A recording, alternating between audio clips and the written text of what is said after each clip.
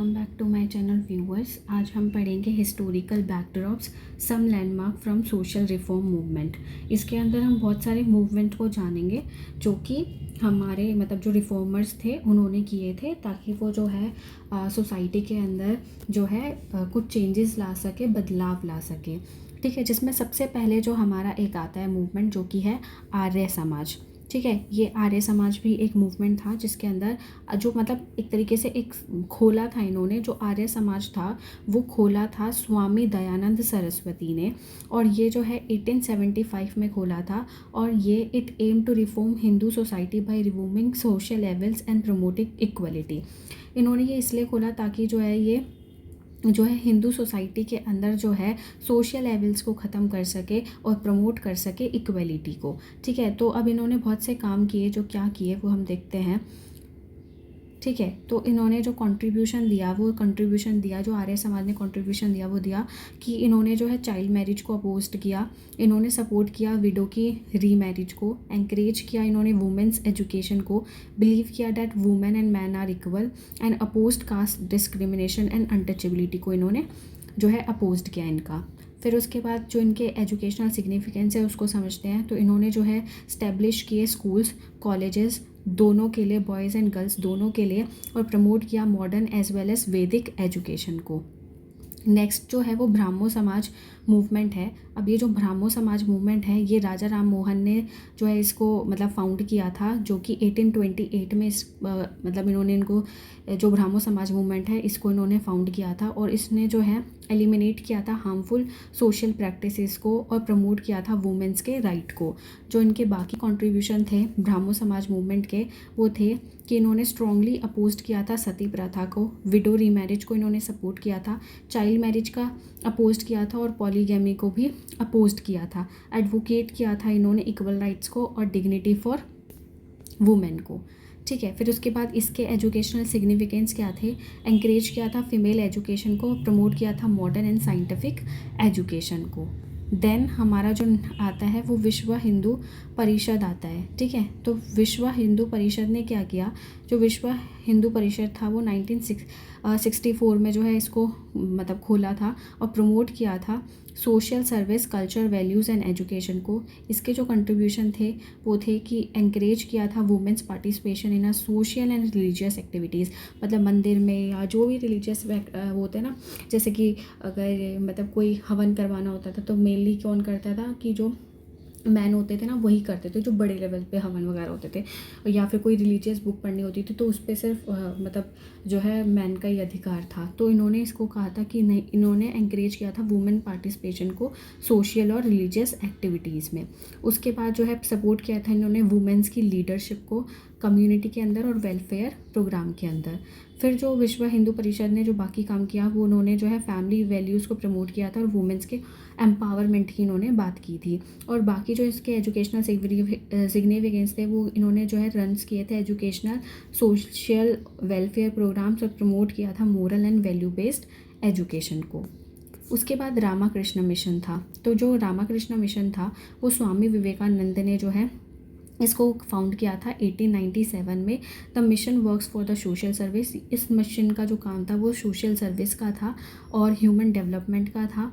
Contribution जो था इसका रामाकृष्ण मिशन का वो ये था, कंट्रीब्यूशन जो इन्होंने दिया वो जेंडर इक्वलिटी पे दिया, जो कि था एम्फेसाइज रिस्पेक्ट पे एम्फेसाइज करना, डिग्निटी फॉर वुमेन, सपोर्ट करना वुमेन्स एम्पावरमेंट को थ्रू एजुकेशन, वुमेन की पावर को बढ़ा देना थ्रू द एजुकेशन, और एंकरेज करना women to become self reliant, वो सब काम खुद कर सके, सेल्फ उनको फ्रीडम मिले एक तरीके से, वो आत्मनिर्भर भरे, जो वुमेन्स है वो आत्मनिर्भर बने। और इन्होंने जो है इस्टेब्लिश किए थे स्कूल्स कॉलेजेस और वोकेशनल सेंटर्स, प्रमोट किया था कैरेक्टर बिल्डिंग को और वैल्यू एजुकेशन को। उसके बाद जो है आनंद मार्ग है। जो आनंद मार्ग है वो प्रभात रंजन सरकार ने 1955 में इसको फाउंड किया था। ठीक है, जो इनका कंट्रीब्यूशन था जेंडर इक्वलिटी को लेकर वो ये था कि advocates equal right for man and women. इन्होंने जो है इक्वल राइट की बात करी थी मैन और वुमेन के दोनों के लिए, और अपोज किया था डिस्क्रिमिनेशन बेस्ड ऑन जेंडर।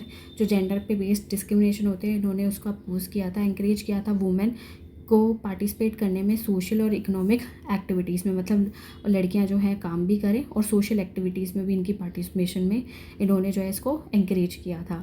उसके बाद जो है रन्स एजुकेशनल इंस्टीट्यूशन, इन्होंने एजुकेशनल इंस्टीट्यूशन को रन किया, वेलफेयर प्रोजेक्ट को रन किया और प्रमोट किया था holistic development and social awareness को इन्होंने प्रमोट किया था।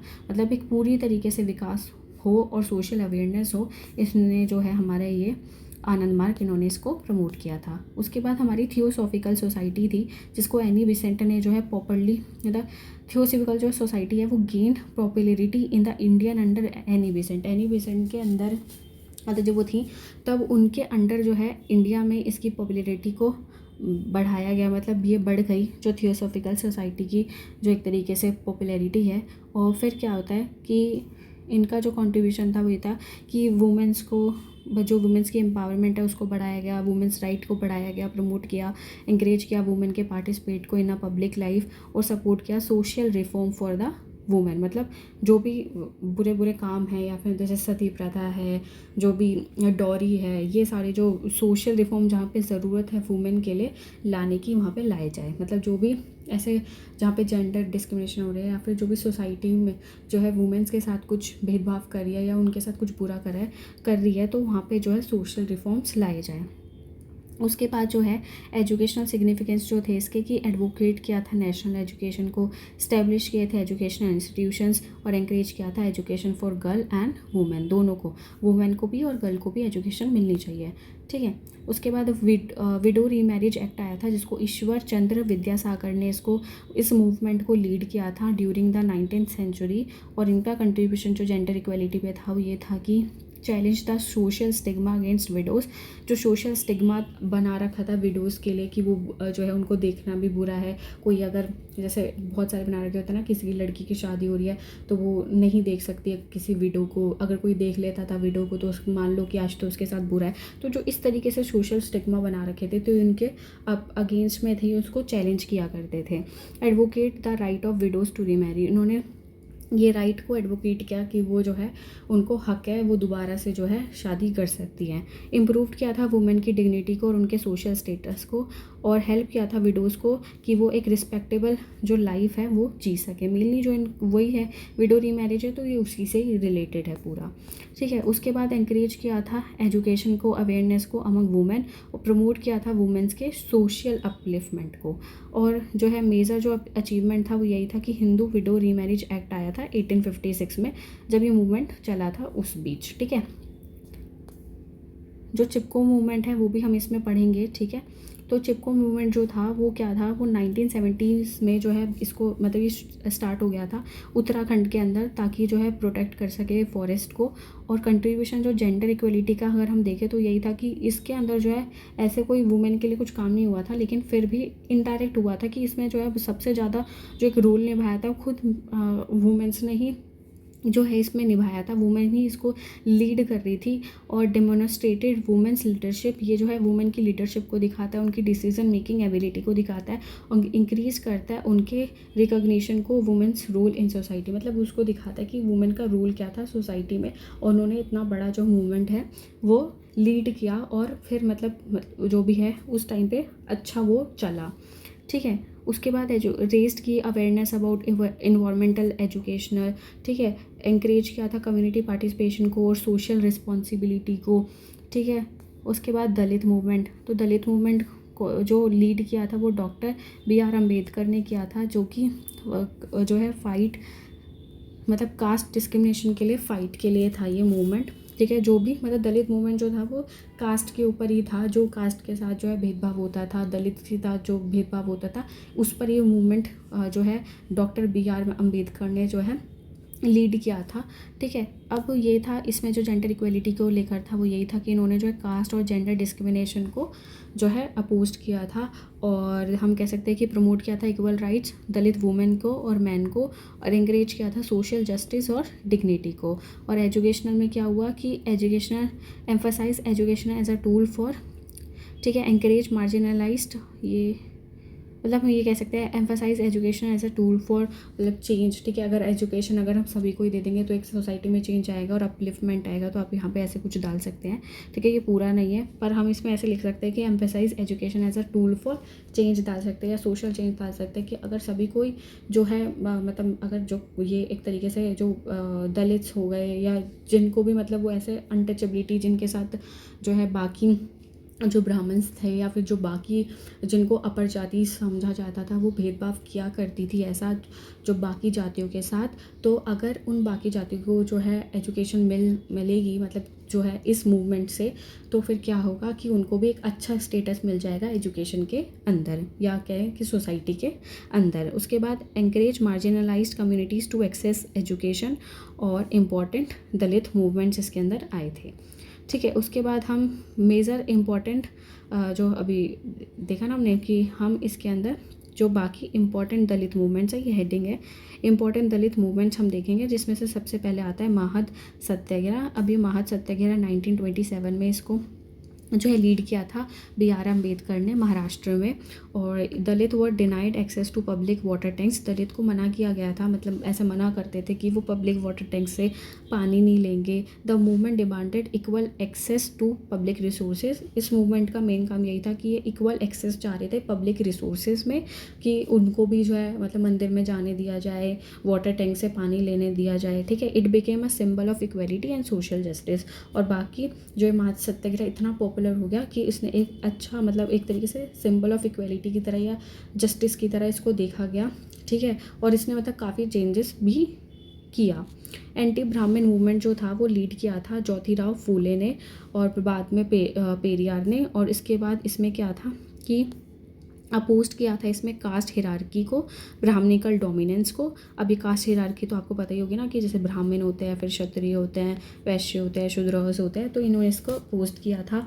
फिर इसमें क्या था कि इसके अंदर प्रमोट किया था एजुकेशन अमंग लोअर कास्ट और वुमेन, मतलब लोअर कास्ट की वुमेन्स को भी जो, और लोवेस्ट कास्ट के जो मेंस को भी है, मतलब जो भी लोअर कास्ट थे उनको जो है एजुकेशन उनके लिए प्रमोट की गई थी। और हिरार्की और ब्राह्मणिकल डोमिनेंस को जो है इन्होंने अपोज किया था, सपोर्ट किया था सोशल इक्वालिटी को और वुमेन्स की एम्पावरमेंट को।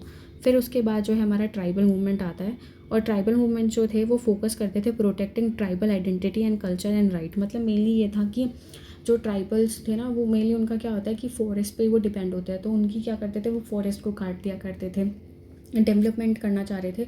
तो जो है गवर्नमेंट भी या फिर बाकी लोग भी जो है फॉरेस्ट में घुस जाते थे, तो उनको ऐसा कहीं फील होता था ट्राइबल्स को कि मतलब जो उनकी आइडेंटिटी है उसके साथ खिलवाड़ की जा रही है, उनके जो एक तरीके से कल्चर है कि वो उसी पे डिपेंडेड है, वो वहीं पे ही है, बाहर तो जाते नहीं है वो, तो वो भी ख़त्म हो रहा है ना। तो इस तरीके से थे। तो इनका जो कंट्रीब्यूशन था वो यही था कि promote the welfare and empowerment of tribal women's, वो ट्राइबल वुमेंस की जो एक वेलफेयर है उसको प्रमोट करना चाह रहे थे, एम्पावरमेंट को प्रमोट करना चाह रहे थे। Work against exploitation and discrimination, उन्होंने काम किया था एक्सप्लॉयटेशन के लिए और डिस्क्रिमिनेशन के लिए। एंकरेज किया था equal participation of women in community development, उन्होंने इक्वल पार्टिसिपेशन की बात करी थी कम्युनिटी डेवलपमेंट में।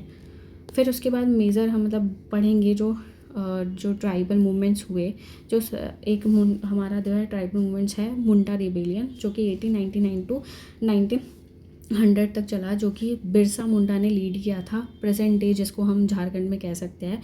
और इसने जो है प्रोटेस्ट किया था अगेंस्ट एक्सप्लॉयटेशन बाय लैंडलॉर्ड्स ने, ज़मींदारों ने के मतलब खिलाफ ये लड़ा गया था।